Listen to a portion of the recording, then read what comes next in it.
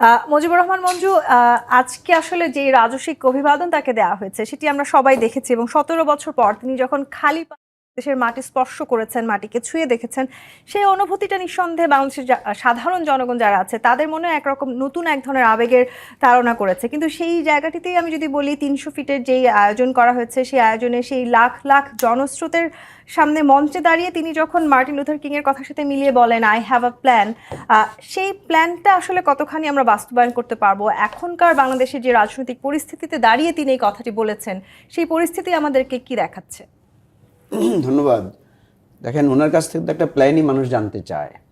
কারণ বিএনপির লোকেরা কি চায়? বিএনপির লোকেরা ওনাকে এতদিন ভার্চুয়ালি পেয়েছে, এখন কাছে পেয়েছে, এটা তাদের একটা বড় অর্জন। পারিবারিকভাবে ওনার পরিবারকে ধ্বংস করতে চেয়েছিল শেখ হাসিনা। শেখ হাসিনা আজকে আমি একটা ভিডিও দেখলাম, সে বলছে যে দেশে আয়, মানে এইভাবে কথা বলছে তারেক রহমানকে, মানে কত খারাপভাবে, সাহস থাকলে দেশে আসো। তো আজকে শেখ হাসিনা নিশ্চয়ই দেখছেন যে তারেক রহমান দেশে আসছেন, কিন্তু শেখ হাসিনা নাই। ইতিহাসে এই জিনিসগুলো খুবই সিগনিফিক্যান্ট, এই টার্মগুলো। যাই হোক, আমি যেটা মনে করি যে জনগণের আসলে, সাধারণ জনগণ আসলে কি চেয়েছে, সাধারণ জনগণ একটা আশ্বাসবাণী চেয়েছে যে এই যে তারেক রহমান 17 বছর তার যে একটা কঠিন সময় দেশ থেকে তাকে বের করে দেওয়া হয়েছে বা তাকে যেতে বাধ্য করা হয়েছে, অসুস্থ অবস্থায় মৃত্যু পথযাত্রী ছিলেন, উনি ফিরে এসেছেন অত্যন্ত রাজসিকভাবে একেবারে একটা মুক্ত স্বাধীন দেশে। সে অবস্থায় মানুষ ওনার কাছ থেকে শুনতে চেয়েছিল যে উনি আসলে কি বলেন, উনি উনি উনি কি নতুন কিছু বলেন না পুরনো কথাই বলেন। সেক্ষেত্রে উনি যখন বলেন যে আমার একটা পরিকল্পনা আছে এই দেশ এবং দেশের মানুষের জন্য, তখন নিঃসন্দেহে এটা একটা মানুষ আশ্বস্ত হয়।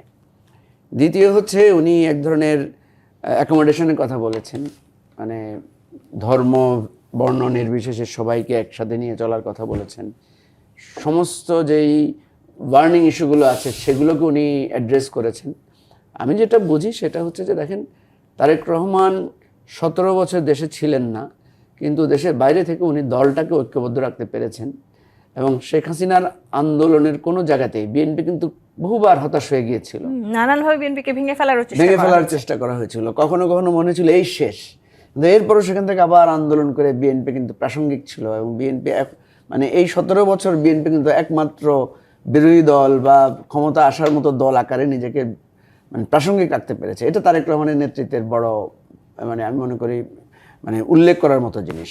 একটা হতাশার দিক আছে সেটা দুটো জিনিস আমি বলতে চাই, কারণ ওনারা তো প্রশংসা করবেন, আমি একটু সেখানে যুক্ত করতে চাই এইভাবে যে এত শক্তি বিএনপির, এত সমর্থন বিএনপির, এত নির্যাতনের ফলে তার প্রতি মানুষের এত সমবেদনা, এত মানে মানুষের ভালোবাসা, তারপরেও বিএনপি একটা জায়গায় ব্যর্থ হয়েছে আমার কাছে মনে হয়। সেটা হচ্ছে যে আন্দোলনে বা নির্বাচনের মাধ্যমে শেখ হাসিনাকে হটানোর জন্য জনসম্পৃক্ততা যেটা দরকার ছিল, যে গণ অভ্যুত্থান সৃষ্টি করা দরকার ছিল, বিএনপি সেই গণ অভ্যুত্থানটা সৃষ্টি করতে পারে নাই।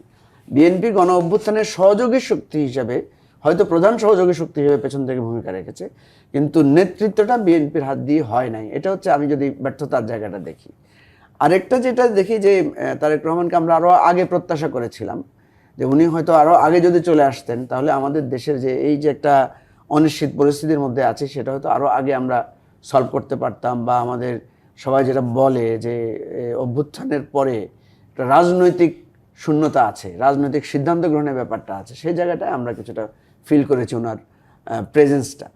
আর যেহেতু সিদ্ধান্ত গ্রহণের সাথে মানে ব্রিটেনের সময়ের একটা পার্থক্য আছে, ফলে দলও কিন্তু সেভাবে সিদ্ধান্ত গ্রহণে ভূমিকা রাখতে পারে নাই, বিশেষ করে আপনার গণ অভ্যুত্থানের পরে।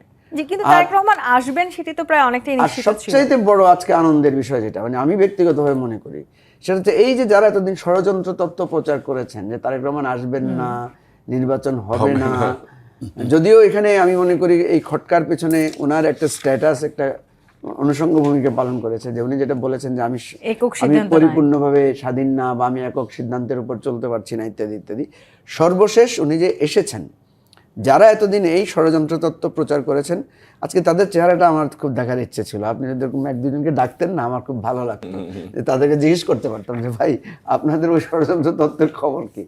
তো সব মিলিয়ে আমি যেটা বলবো, তারেক রহমান এসেছেন, বিএনপি খুবই উজ্জীবিত হয়েছে, সাথে সাথে দেশের মানুষও যদি উনি যে প্ল্যানের কথা বলেছেন, যেমন আমি প্রায় সময় রাজনীতিতে এক ধরনের সুবাতাস বইবে, সেই প্রত্যাশা তো সে আপনারা আমি করছেন, অন্য আমি রাজনৈতিক চাই যে দলগুলো সেই প্রত্যাশাই বিভেদটা করছে। কমে আসুক, এটা চাই। নিশ্চয়ই। জি। এবং আমি যেটা মনে করি যে বিএনপির লোকদেরকে আমি প্রায় বলি যে আচ্ছা বিএনপি ক্ষমতা আসলে কি হবে, একজন সাধারণ মানুষ কি বলে। এই জায়গাটাতে আমরা আসবো।